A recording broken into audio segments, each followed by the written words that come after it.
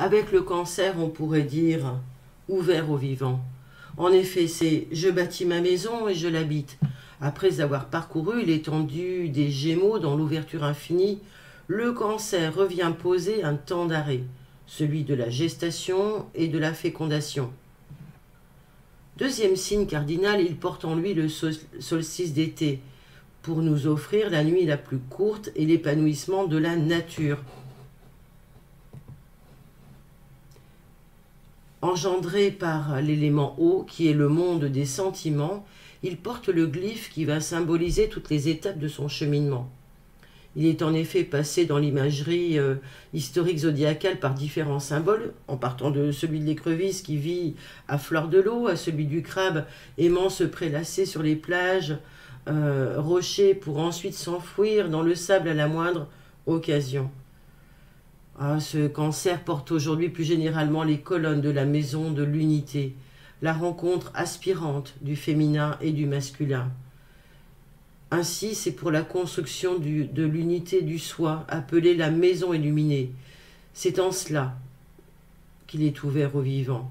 Par sa nature cardinale, le cancer reprend l'initiative de goûter le monde et de se l'approprier, par le biais de ses sentiments, de sa sensibilité et de son besoin de vivre des sensations fortes.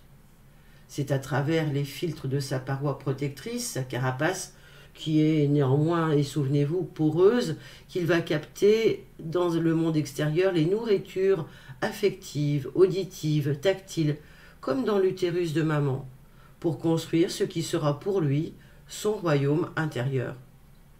De celui-ci, il pourra développer, faire grandir son aptitude à l'autonomie propre par une sécurité intérieure et un fort sentiment de sécurité identitaire. Puis, progressivement, il va repousser peu à peu les limites de ses investigations extérieures et faire croître son sentiment d'appartenance à un milieu, voire à tous les milieux. Ainsi, il percera le voile de l'isolement et de l'attachement maternel pour se sentir un peu partout chez lui, car il saura être à l'écoute de ses besoins, mais aussi à l'écoute des besoins des autres. Sensible à ses humeurs, il pourra protéger seul son être intérieur, nourricier.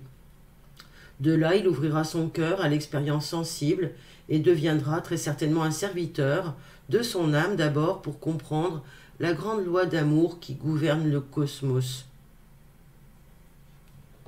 Je suis la digestion de toutes les expériences. J'ouvre un espace intérieur pur et je le protège. Je bénis la pureté dans les sentiments. C'est un passage obligé de la dépendance à l'indépendance.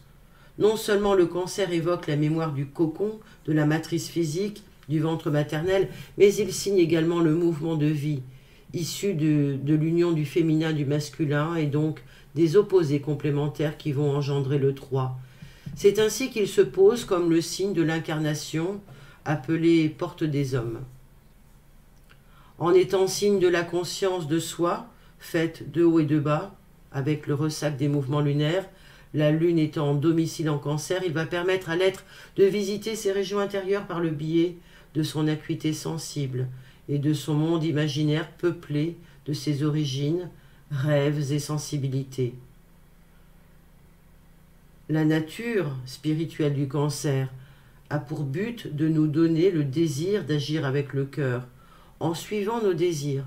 Toutefois, le natif du cancer devra mettre en lumière le pendant de règles et de rigueur, car sous-tendu par le signe opposé du Capricorne qui tenterait d'utiliser un pouvoir occulte avec un substitut, eh bien, il pourrait devenir ingéniant, comme un petit enfant qui se plaint pour obtenir ce qu'il désire. Alors, il s'enfoncerait dans la matière avec une propension à croire en sa toute-puissance, à savoir que ses désirs sont des ordres, et à vivre ainsi dans une illusion d'éternelle jeunesse. Tous ses désirs devront être canalisés dans son agir, sinon le risque sera grand de cultiver la maladie qui porte son nom, l'anarchie des cellules.